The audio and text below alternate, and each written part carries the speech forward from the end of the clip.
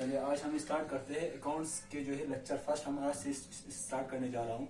तो आज हम पहले जो है अकाउंट्स के बारे में आज हम पढ़ाएंगे, क्योंकि अकाउंट्स के जो है इसमें जो है अकाउंट्स को समझने से पहले अकाउंट्स का मीनिंग जानना बहुत जरूरी है।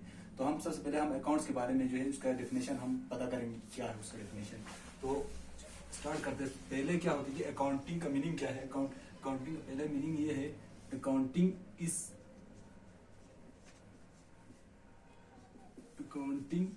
is a systematic process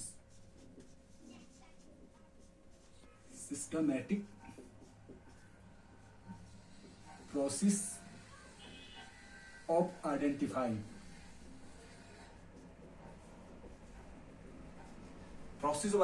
होता है क्या चीज है इसमें। सिस्टमेटिक प्रोसेस ऑफ आइडेंटिफाई कि जब भी कोई चीज हम फाइनेंशियल ट्रांजेक्शन को, इसमें हमें अकाउंट में फाइनेंशियल ट्रांजेक्शन को हमें मालूम करना, आइडेंटिफाई करना है। क्योंकि अकाउंट जब हम पढ़ रहे तो इसमें खाली जो भी फाइनेंस से रिलेटेड जो है फाइनेंशियल ट्रांजेक्शन जो है उसको रिकॉर्ड करना होता है।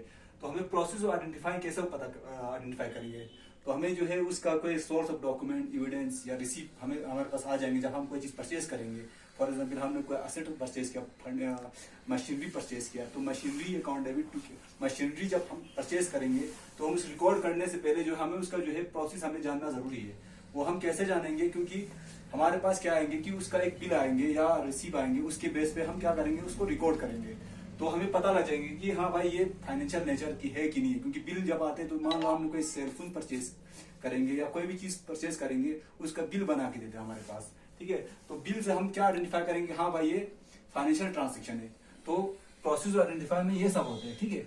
इसके बाद हमारा आता है दूसरा आता है मेजरिंग।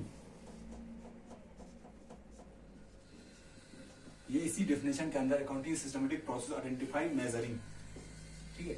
मेजरिंग में फिर हमें मेजर्स करना होता है। जैसे हमने कोई चीज परचेज किया, इसकी वो कितने की परचेज किया, मान लो हमारे पास बिल आ जाता है तो उसका क्या होता है कि उसमें जीएसटी लग के सब लास्ट में हमारे जो है मान लो कोई चीज गुड्स खरीद हमने परचेज करते हैं तो उसमें क्या होता है कि गुड्स मान लो 50,000 का हो तो उसमें इंक्लूडिंग जीएसटी ये सब ऐड होके होते हैं। तो हमें ये मेजरिंग करना पड़ता है कि हाँ भाई ये इतना का है, इतना कॉस्ट है इसमें, तो ठीक है। तो मेजरिंग में ये होता है, ठीक है।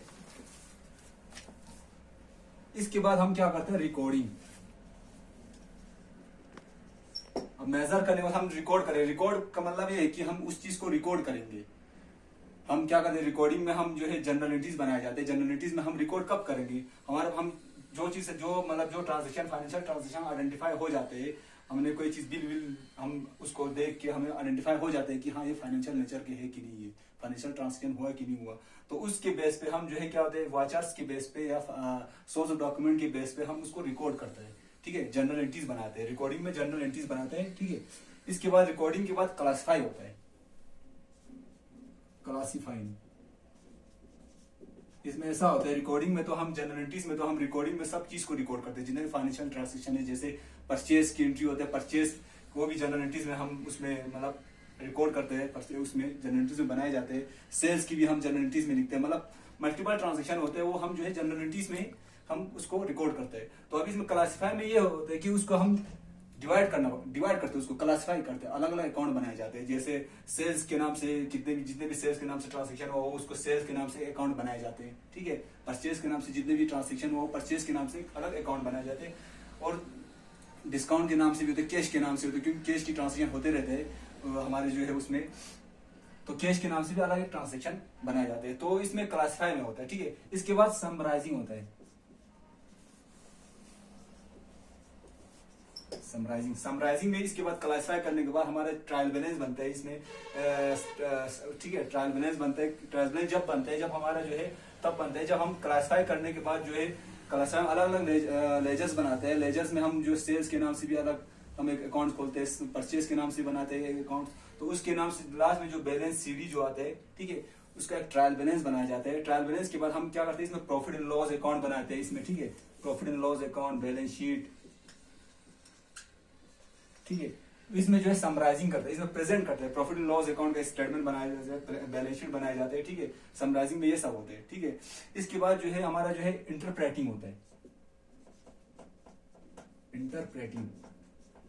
इंटरप्रेटिंग में हमारा ये होता है कि अब इसको जो है प्रेजेंट तो हमने कर लिया, जैसे क्लासिफाई करने के बाद हम इसको ट्रायल बैलेंस बनाए जाते हैं, समराइजिंग में प्रॉफिट एंड लॉस अकाउंट बनाए जाते हैं, फिर बैलेंस शीट बनाए जाते हैं। इंटरप्रेटिंग हम उसमें मतलब हम इसमें अक्सर ये होता है कि डिडक्ट और एडिशन ये सब इसमें ऐड होते हैं। जैसे हम प्रॉफिट एंड लॉस अकाउंट बनाए जाते हैं तो उसमें जो है मान लो हमने कोई प्रीपेड एक्सपेंस का एक आ जाता है, इस तरह का कोई एक्सपेंसेस आ जाता है, तो वो हमारा एसेट होता है, उसको जो हम एक्सपेंस में डिडक्ट करना पड़ता है। प्रॉफिट एंड लॉस अकाउंट जब हम बनाएंगे उसमें से प्रॉफिट एंड लॉस अकाउंट की एक्सपेंस में से हम उसको डिडक्ट करके बैलेंस शीट के हम एसेट सेट में दिखा शो करते हैं उसको।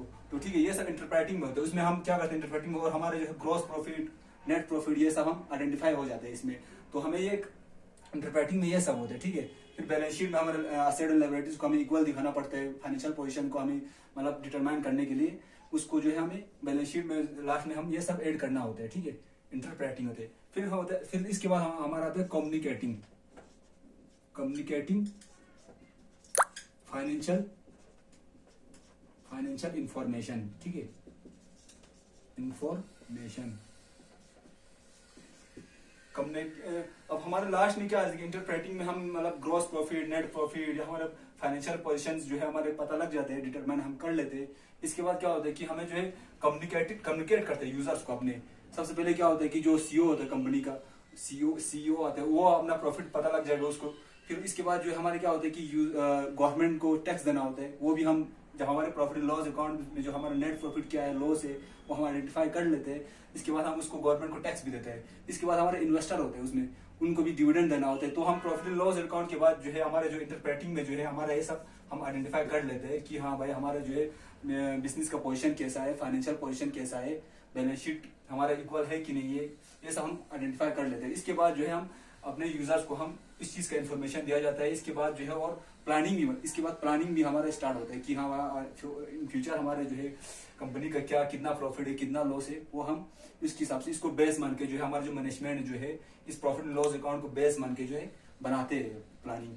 तो ठीक है, आज के लेक्चर में इतना काफी है। कल को हम कैरेक्टरिस्टिक्स ऑफ अकाउंटिंग पढ़ेंगे, इसके बाद हम प्रोसेस ऑफ अकाउंटिंग पढ़ेंगे, लिमिटेशन ऑफ अकाउंटिंग पढ़ेंगे। इसके बाद धीरे धीरे हम जो है न्यूमेरिकल पे आएंगे। ठीक है, न्यूमेरिकल में हमारे जनरलिटीज होता है, लेजर्स बुक आते हैं। अब जैसे जैसे हमने यहाँ पे आपको बताया था, इसमें जनरल एंट्रीज का जो है वो आता है, इसमें बनाया जाता है जनरल एंट्रीज। इसके बाद क्लासिफाई में लेजर्स ये सब होते हैं। इसको अलग अलग इसका एक क्या होता है, न्यूमेरिकल होता है। ठीक है, तो इसका एक अलग चैप्टर मिलेगा आपको। धीरे धीरे इसका एक जनरल का भी, लेजर्स का भी एक चैप्टर मिलेंगे। प्रॉफिट लॉस अकाउंट का भी, जिसे हम फाइनेंशियल स्टेटमेंट बोलता है। ठीक है, फाइनेंशियल स्टेटमेंट जो है बनाता है, उसमें भी ये समराइजिंग में आएगा। ठीक है, इनको डिटेल में हम धीरे धीरे स्टेप बाय स्टेप हम शुरू करेंगे। आज का लेक्चर इतना काफी है कि आज मेरा फर्स्ट लेक्चर है, तो मैंने ये मीनिंग ऑफ अकाउंटिंग मैंने आप लोगों को बताया है।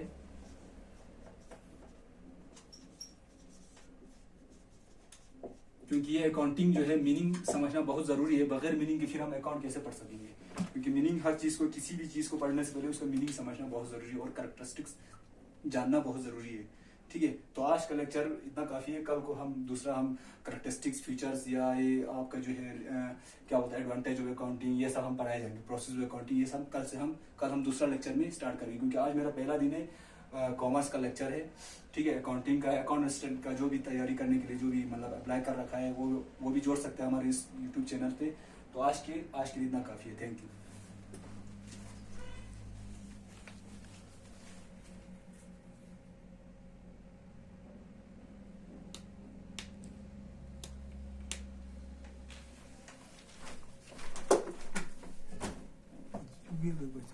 हाँ,